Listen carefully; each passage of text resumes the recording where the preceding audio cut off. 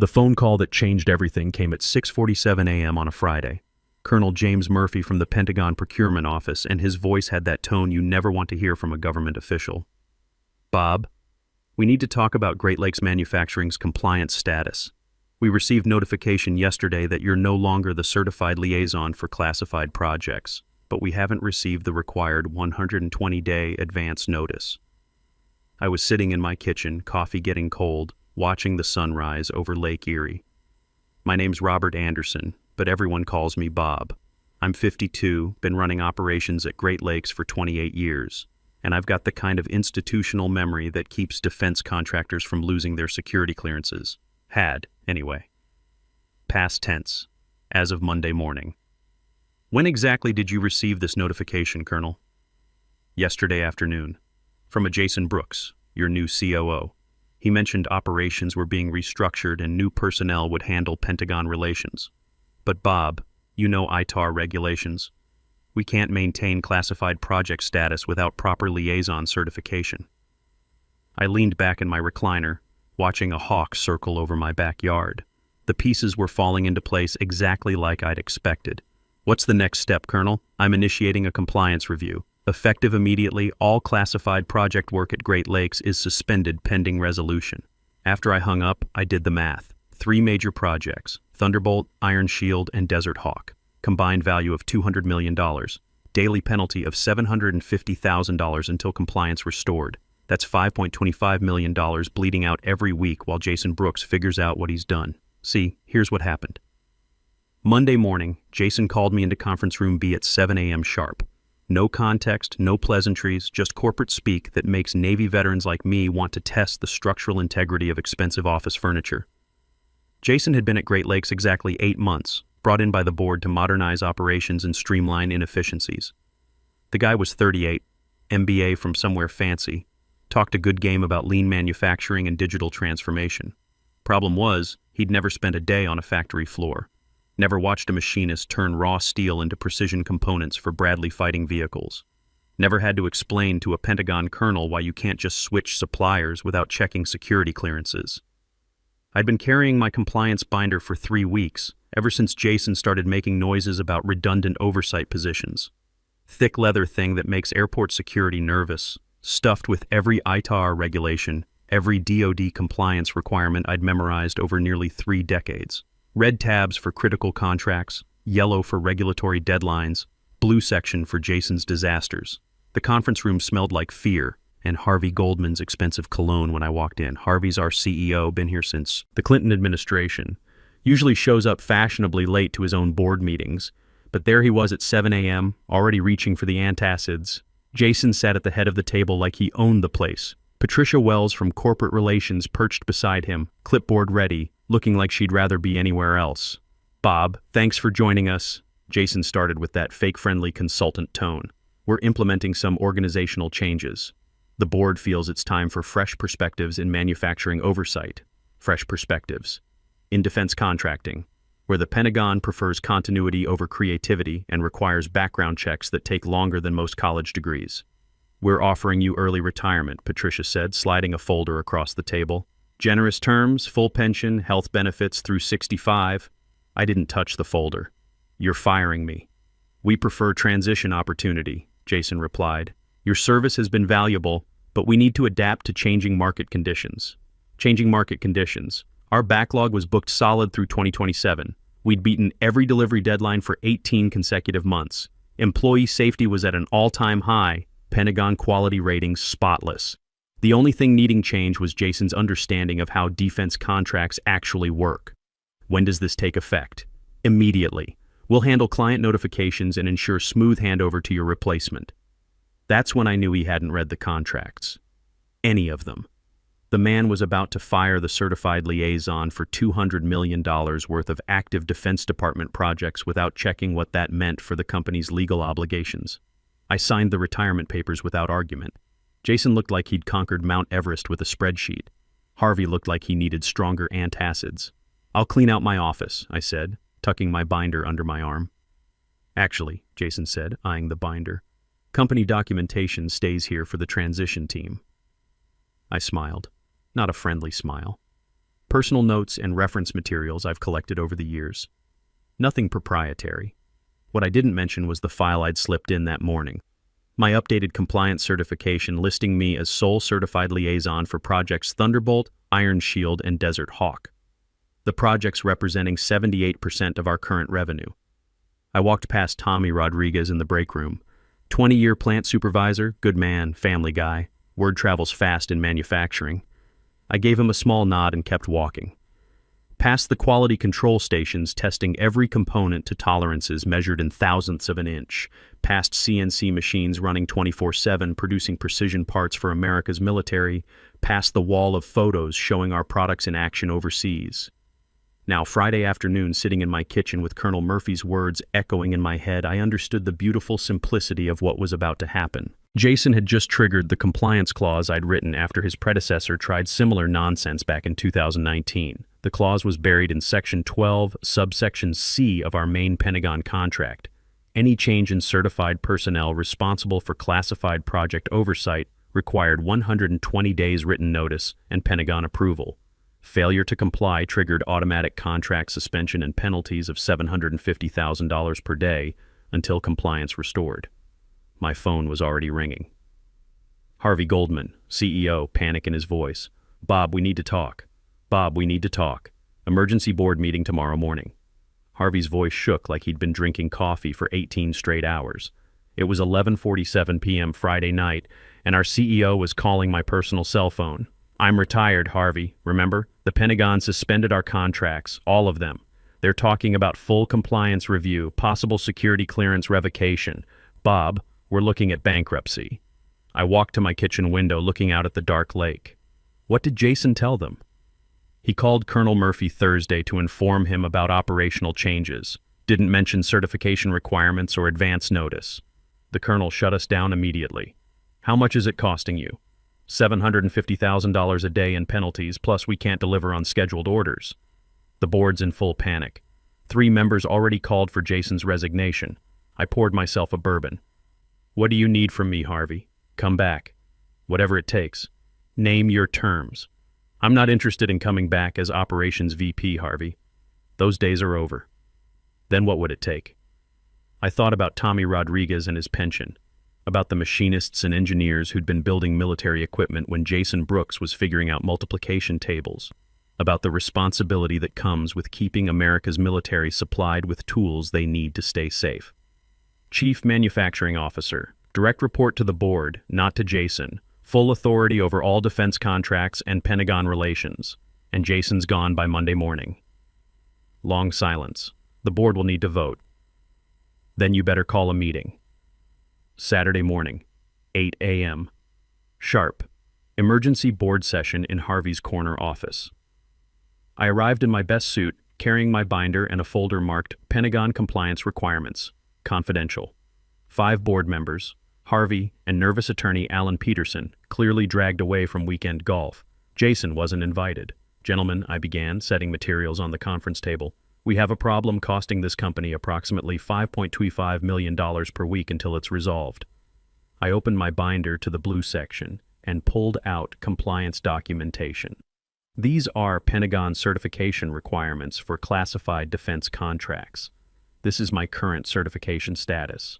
And this is the 120-day advance notice requirement violated when I was terminated without proper Pentagon approval. Alan Peterson leaned forward, reading the documents. His face went pale. "Bob, this clause about personnel changes, it's ironclad. Pentagon can legally suspend all classified work until compliance is restored." Board member Gerald Walsh, retired general himself, nodded grimly. "How long for recertification? For someone new?" 6 to 8 months, assuming they pass background check and security clearance review. For me, I can have Colonel Murphy on the phone Monday morning. "What are your terms?" asked Board Chairman Richard Hayes. I slid a single sheet across the table. "Chief Manufacturing Officer reporting directly to this board. Full authority over all defense contract operations.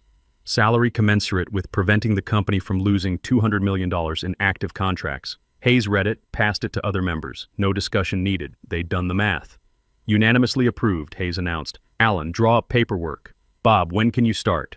"Monday morning, but first we discuss Jason's transition." Already handled, Harvey said quietly. Security escorted him out an hour ago.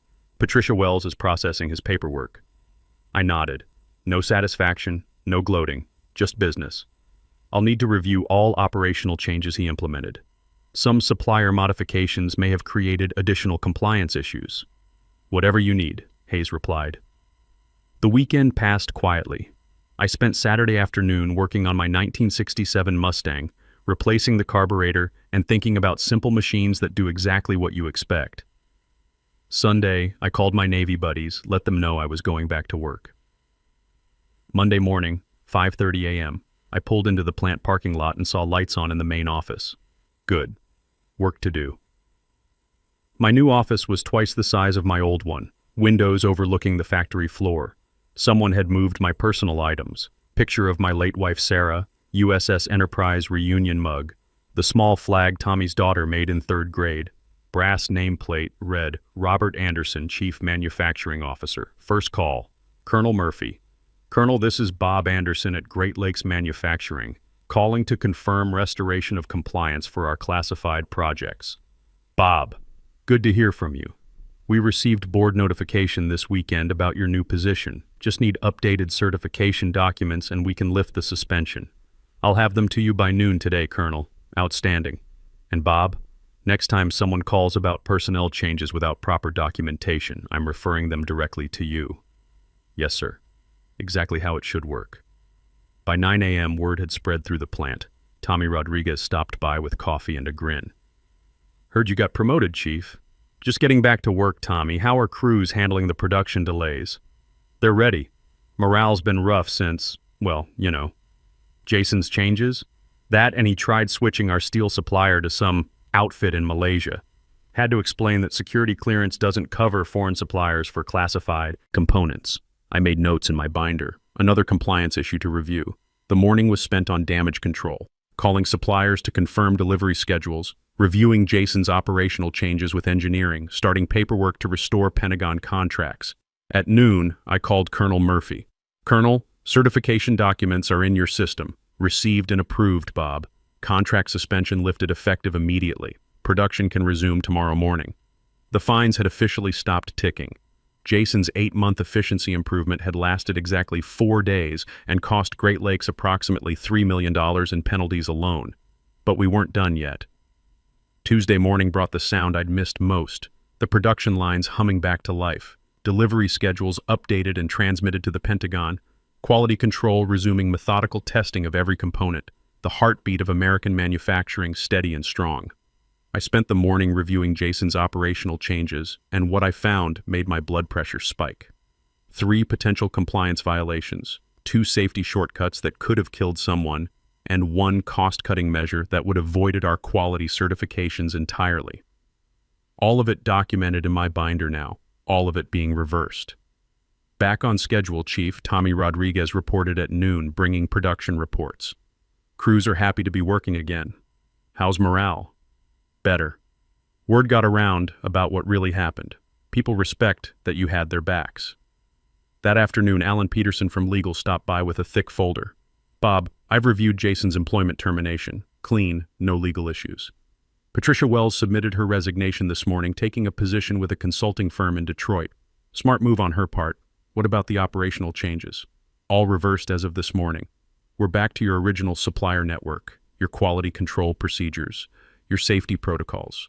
The board authorized complete restoration of your operational framework. I opened my binder to the green section, successful resolutions, and made notes. Pentagon contracts secure, employees back to work, company reputation intact. But I wasn't finished documenting Jason's mess. Wednesday brought an unexpected visitor, Colonel Murphy himself, touring the facility, reviewing our quality control procedures, meeting with the engineering team. Professional, thorough, satisfied with what he saw. Bob, this is exactly the kind of operation we like to see, he told me as we finished the tour.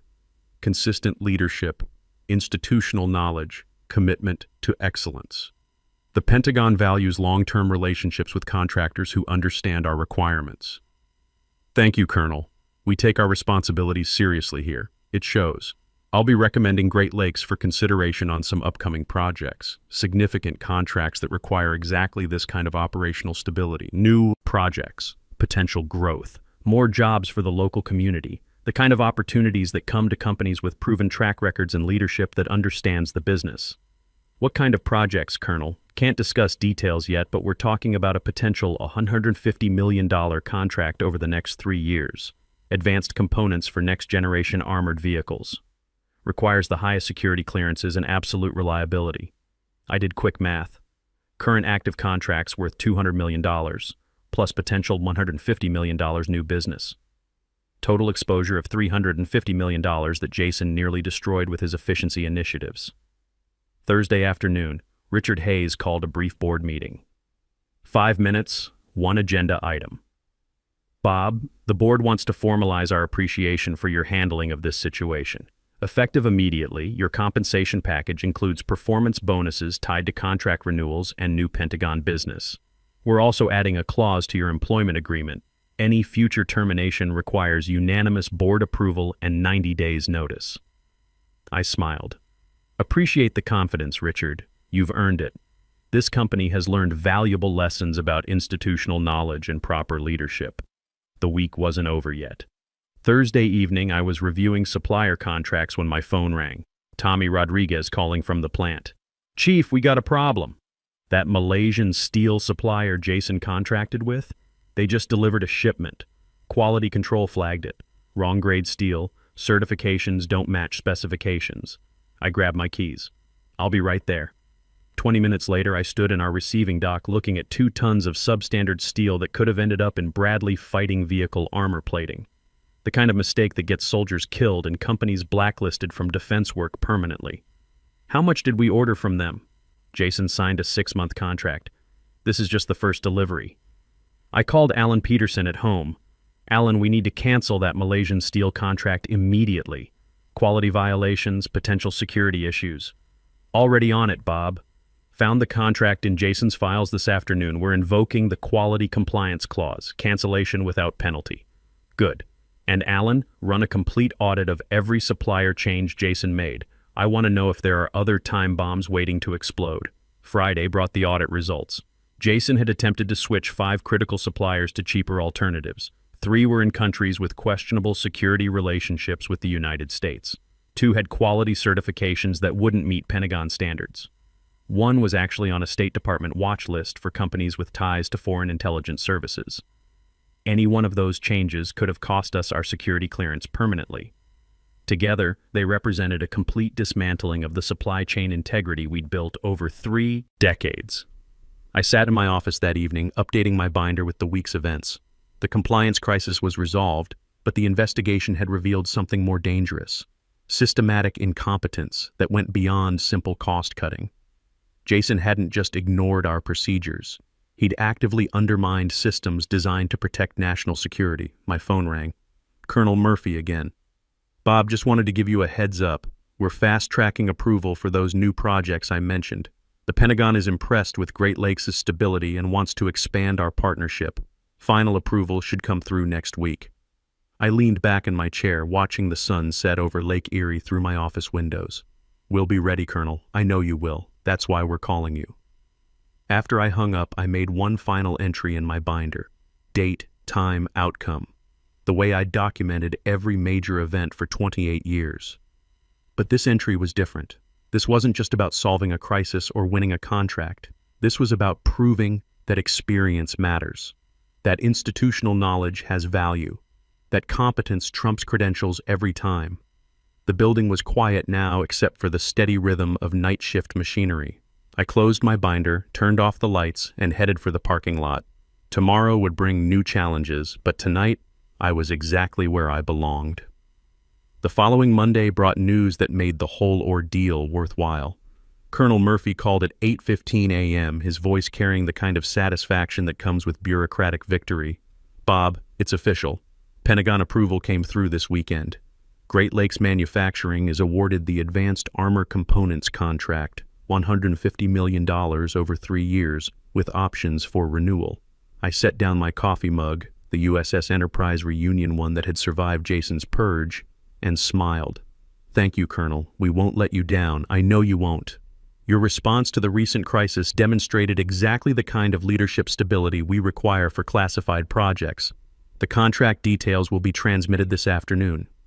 After hanging up, I did the final math.